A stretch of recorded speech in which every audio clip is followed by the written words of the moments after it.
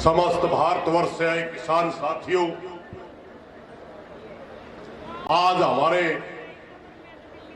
आंदोलन के 5 महीने पूरे हो चुके हैं। इसलिए हमने कुछ बातें ये भी सोच लेनी चाहिए कि 5 महीने के अंदर हमने इस आंदोलन में कुछ हासिल किया या नहीं किया, और ऐसी कौन सी बात है कि आज तक सरकार ने हमारी बात नहीं मानी। आदरणीय किसान साथियों, सबसे पहले मैं एक बात आपको बता दूं कि यहां हम बार बार 2-3 बातें क्लियर करके थक चुके हैं, मगर कुछ साथी अपनी विचारधारा को हमारे ऊपर थोपने से बाज नहीं आ रहे। हमने हर बार क्लियर किया कि यह आंदोलन किसी स्टेट का नहीं है, यह आंदोलन कोई धार्मिक आंदोलन नहीं है, यह आंदोलन किसी जाति बिरादरी का आंदोलन नहीं है। यह आंदोलन पूरे भारतवर्ष की जनता का, पूरे भारतवर्ष के किसानों का, किसान मुद्दों को लेकर के लड़ रहे हैं। उसके बावजूद बार बार कुछ बातें आ रही।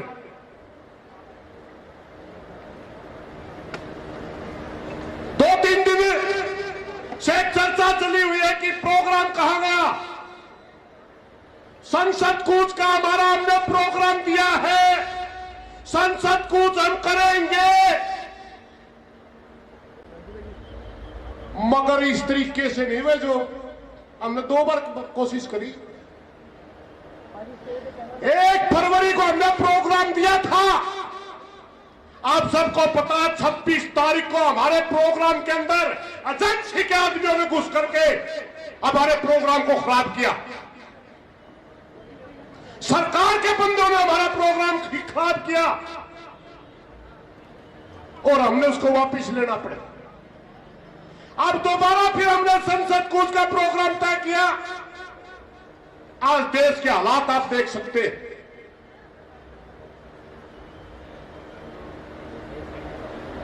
देश के हालातों के मुताबिक फैसले लेने पड़ते हैं। हमें पता है कि कोरोना जैसी बीमारी हमारे मोर्चे के अंदर नहीं है।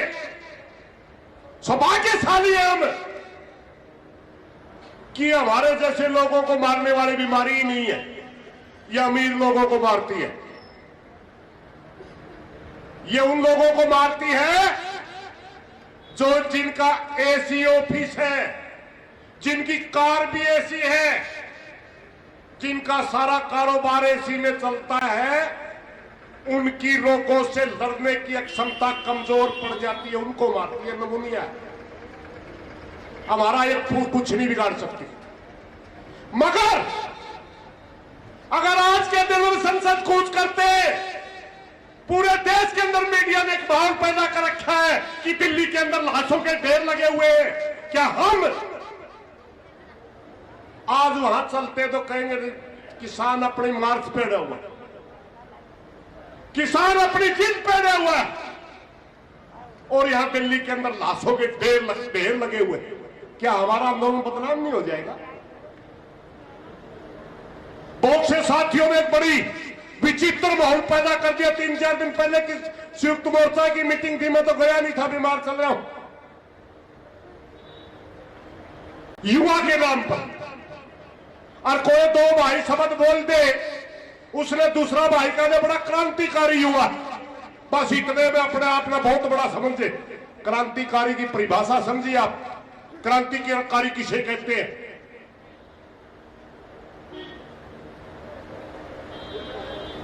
पंडित राम प्रसाद बिस्मिल संयुक्त जब हमारा देश आजाद भी हुआ था, प्रांत के क्रांति दल के अध्यक्ष होते थे। उन्होंने अपनी किताब के अंदर क्रांति के लिए कुछ बातें लिखी है, और जिस तरह का क्रांतिकारी का जीवन होता है उसके ऊपर प्रकाश डालना है। कई कई दिन तक उनको खाना नहीं मिलता था, कच्चे चावल जमा करके वो क्रांति करते थे देश की आजादी के लिए। थोड़ा बहुत कभी अगर सत्तू मिल जाता था उससे अपना पेट भरते थे।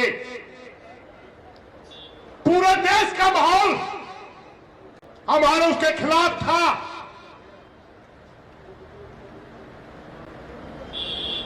मैं थोड़ा बूढ़ा हो रहा हूं।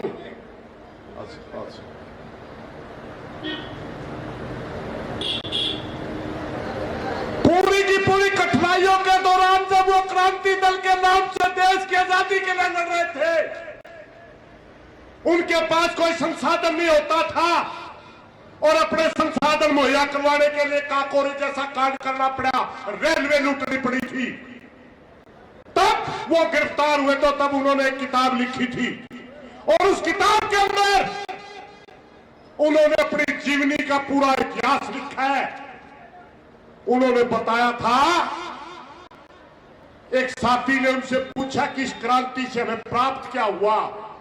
उसने स्वीकार किया था कि हां, मैं देश को आजाद नहीं कर पाया, हमने देश के लिए आजादी के लिए हम लड़े, हम आजाद नहीं करवा पाए। मगर एक बात याद रखो, इतनी हमारे खिलाफ कठिनाइयां होने के बावजूद, इतनी परिस्थितियां खिलाफ होने के बावजूद हम स्वतंत्रता के लिए लड़ रहे हैं, वो दीपक जलाए रख रहे हैं, हम अपने देश की आजादी के लिए लड़ रहे हैं।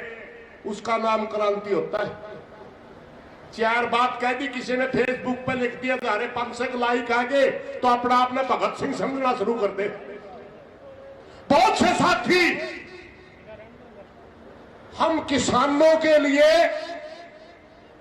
किसान मुद्दों को आगे रख करके मोदी के साथ लड़ रहे हैं और बहुत से साथी अपने नाम के लिए,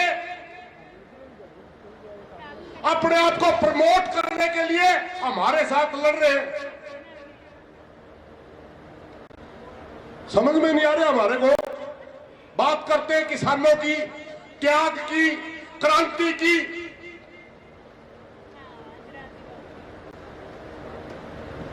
भाई हरियाणा में एक कहावत है, किसी जनेत बारात, जो जिसको आप बारात बोल सकते होगे शायद, मैं नाम लिखने शुरू हुए कि बराती कौन कौन चलेगा। उसने 10 नाम लिए, वो चलेगा, वो चलेगा, नाम कहने लगा और वो कहने लगा एक आपका नाम है। कहना बस बारात बहुत बड़ी हो जाएगी, इतने ही काफी है। उसका नाम नहीं आया, जब तक तो बारात छोटी थी, उसका नाम अंदर बारात बड़ी हो जाएगी।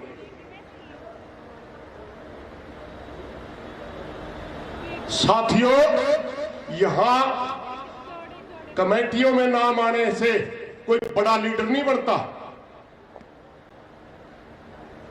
कहते हमारे को पूछा नहीं जाता, कौन इनकार कर रहा है, आप बताइए क्या समस्या है। हमने कहा हम संसद कूच करेंगे, परिस्थिति के अनुसार करेंगे।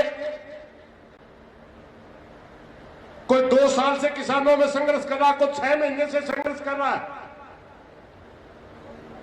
मैं एक छोटी सी बात बताता हूं आपको। चौधरी महेंद्र सिंह टिकैत का आंदोलन 1988 में था और उस समय एक नौजवान की हैसियत से मैं अपने गांव के बुजुर्गों के साथ दिल्ली आया था। 32 साल हो चुके। चौधरी घासीराम के नीचे 14 साल काम किया, 8 साल से अपना संगठन चला रहे और 20 साल से अपनी खाप के लिए कभी जनरल सेक्रेटरी रहा, कभी प्रधान रहा। हमने तो आज तक नहीं कहा कि हमारा नाम कमेटियों में लिखो। हम तो आज तक नहीं लड़े कि हमारी पूछ नहीं है। आंदोलन को बदनाम ना करो साथियों, अगर आप किसान के लिए लड़ रहे हो तो। साफ सुथरी बात है, जो साथी किसान मोर्चा की बात नहीं मानना चाहता, हमने 2 शर्तें रखी थी जब 26 जनवरी का इंसिडेंट हुआ। हमने 2 शर्तें रखी थी कि जो तिरंगे का सम्मान नहीं करता और जो संयुक्त मोर्चे के साथ नहीं चलता, वो इस आंदोलन का हिस्सा नहीं हो सकता। ये राष्ट्रीय आंदोलन है, किसी एक लीडर का आंदोलन नहीं, किसी एक जत्थेबंदी का आंदोलन नहीं है, किसी एक स्टेट का आंदोलन नहीं है, किसी एक धर्म का, जाति का आंदोलन नहीं है। हम यहां किसानों के लिए लड़ने आए हैं और किसानों के लिए लड़ेंगे, हर हालत में जीत के जाएंगे और किसानों को न्याय दिलवा करके जाएंगे।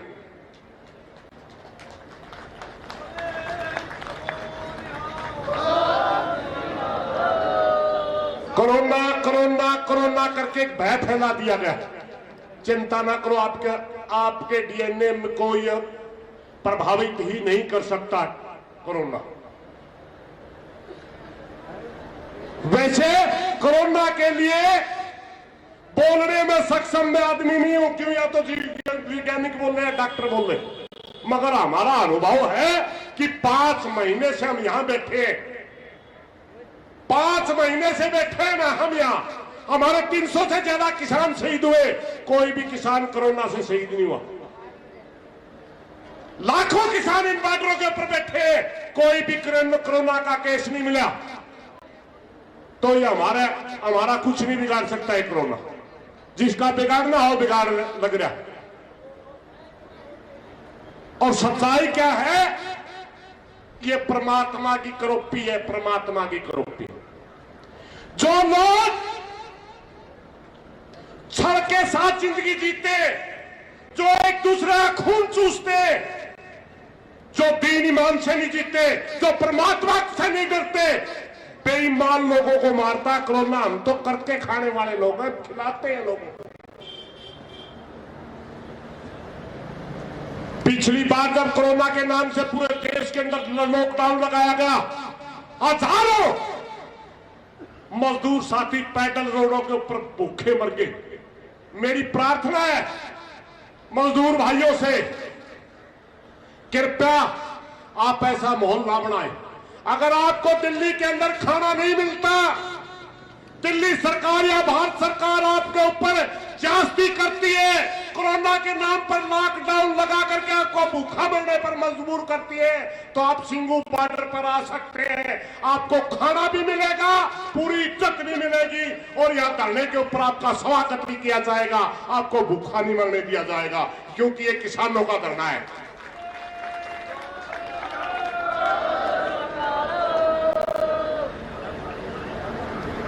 और मैं बता दूं मोदी साहब को थोड़ा सा, मोदी जी आपको बड़ा सुकून होता है जब हमारे धरने के अंदर कुछ इस किस्म की बातें चलती है। कुछ साथी कदा भाई बड़ा परिवार है और महत्वाकांक्षा होती है किसी न किसी में, कोई इनको बोल जाया करे, हमारा फर्क को नहीं पड़ता इन बातों का, क्या ना कहना चक्कर में पड़े। क्योंकि यह आंदोलन पूरे भारतवर्ष की जनता का है, पूरे भारतवर्ष के किसानों का, मजदूरों का है। मेरी सिर्फ बोलने वालों से एक प्रार्थना है कि ये स्टेज लाइव चलती है पूरी दुनिया के अंदर, पूरी दुनिया के अंदर ये स्टेज लाइव चलती है। हमारे को यहां से हमारा कोई आदमी कनाडा, यूके, ऑस्ट्रेलिया कहीं पर भी बैठे है, वो हमारे भाषण सुनता है। कृपया करके इस माइक में आके किसी जाति धर्म की बात ना करें, आके यहां कोई फूट की बात ना करें। जो ज्यादा यहां एकता करता है, फूट ही वो कर रहे हैं। हमने तो कभी करी नहीं, हम तो एक थे, एक है, एक रहेंगे। अरे सीखिए, जब से 150 दिन हो गए हमारे आंदोलन को चलते को, इस बेटी से ही सीख लीजिए। मैं जब भी भाषण देने आता हूं यही मिलती है। इसने कभी नाम मांगा, कभी कहा कमेटी में देखो मेरे को, कभी इसने कहा कि मेरी बात नहीं सुनता को। हमारे से नहीं सीखना चाहते, इनसे सीख लीजिए। भगत सिंह को पढ़ लीजिए, राजगुरु को पढ़ लीजिए। मेरे भाई त्याग करने पड़ते हैं लंबा चलने के लिए। 4 दिन की चांदनी फिर अंधेरी रात। अगर किसी भाई ने राष्ट्रीय स्तर पर समाज सेवा करनी है, समाज के लिए कुछ देना है, समाज के लिए कुछ करके जाना है। अगर समाज के सेवा का आपके अंदर जज्बा है, किसानों को उनका हक दिलाना चाहते हैं, मजदूरों के लिए लड़ना चाहते हैं, तो त्याग करिए, निस्वार्थ लड़िए। आपकी पूरी समाज इज्जत करेगा, आपको आगे लेकर के चलेगा। अगर अपने बारे में सोचेंगे तो समाज भी जानता है, शीशा है मेरे भाई। जो खुद के बारे में सोचता, खुद के बारे में तो राजनीति वाले खूब सोचा। अगर मोदी और भी खुद के बारे में तो सोचे हैं, उनके फॉलोवर भी है। यहां कोई तनख्वाह नहीं मिलती किसी को। जितने भी यहां नेता आए हुए हैं या कार्यकर्ता आए हुए हैं या किसान आए हुए हैं, अपनी मर्जी से आए हुए हैं, किसानों के दर्द में आए हुए हैं, मजदूरों के दर्द में आए हुए हैं। ये इसलिए आए हुए हैं कि हम किसी पूंजीवादी ताकत के गुलाम नहीं बनेंगे। करके खाने वाले लोग हैं, मेहनत करके खाएंगे। आजाद थे, आजाद हैं और आजाद रहेंगे। किसी की गुलामी स्वीकार नहीं करेंगे।